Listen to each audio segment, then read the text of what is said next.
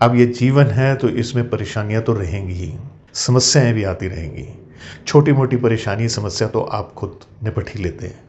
जब बड़ी समस्याएं आती हैं तो फिर किसी मर्मज्ञ के पास आप जाते हैं और वो आपको ये बताते हैं कि आप ये उपाय कर लीजिए, और आप वो करते भी हैं।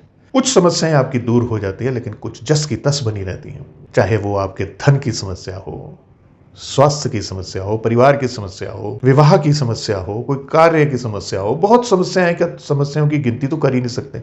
अब इन समस्याओं को सुलझाने की शक्ति भी होनी चाहिए। इन सब के लिए मैं आपको एक ऐसा उपाय बताने जा रहा हूं, मेरी नजर में इससे बड़ा उपाय कोई हो ही नहीं सकता है। और सबसे बड़ी बात यह है कि इसके लिए ना तो किसी से पूछने की जरूरत है और ना ही ये कोई बहुत मुश्किल है। बस जरूरत है तो आपके नियम की। करना यह है कि प्रतिदिन विष्णु सहस्त्र नाम का पाठ करना है, मगर इसके लिए कुछ नियम है।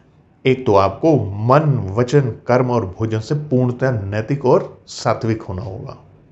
कोई द्वेष भाव नहीं रखनी होगी, किसी के लिए बुरा नहीं सोचना होगा, और ये पाठ किसी के बुरे के लिए कभी नहीं करना है।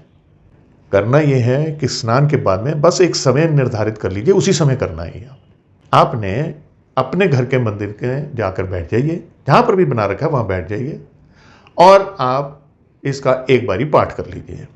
अब समस्या यह आती है कि आपको ना तो यह पाठ करना आता है, ना आपका उच्चारण ठीक है, और ना ही आपको पता है। तो देखिए, बाजार में इसकी बुकलेट्स भी मिलती हैं, नहीं तो नेट से डाउनलोड करके प्रिंट आउट ले लीजिए, और किसी भी चैनल पर जहां विष्णु सहस्त्र नाम के ऑडियो अवेलेबल हो, वीडियो अवेलेबल हो, आप वो साथ साथ सुनते जाइए और इसे पढ़ते जाइए। धीरे धीरे आपका उच्चारण भी ठीक हो जाएगा और आपको ये याद भी हो जाएगा। अब आप मंदिर में बैठ के इसे एक संकल्प लीजिए कि आप कितने दिन ये करेंगे। देखिए, बात ऐसी है कि अगर आप संकल्प नहीं लेंगे तो ये आपको नित्य प्रति अगर आप कर रहे हैं तो बीच में आपको कुछ काम भी पड़ सकता है या रुकावटें भी आ सकती हैं, कोई भी रीजन हो सकता है। महिलाओं के साथ भी एक समस्या होती है। तो बेहतर यह है कि आप छोटे छोटे संकल्प लीजिए। उस संकल्प में ना तो आपने अपनी इच्छा जाहिर करनी है और ना ही आपने कोई शर्त लगानी है कि ये हो गया तो मैं ये करूंगा। बस आपने बिना कुछ सोचे समझे, बिना कुछ इच्छाएं रखे हुए, बिना किसी लालच के इसका पाठ करना है।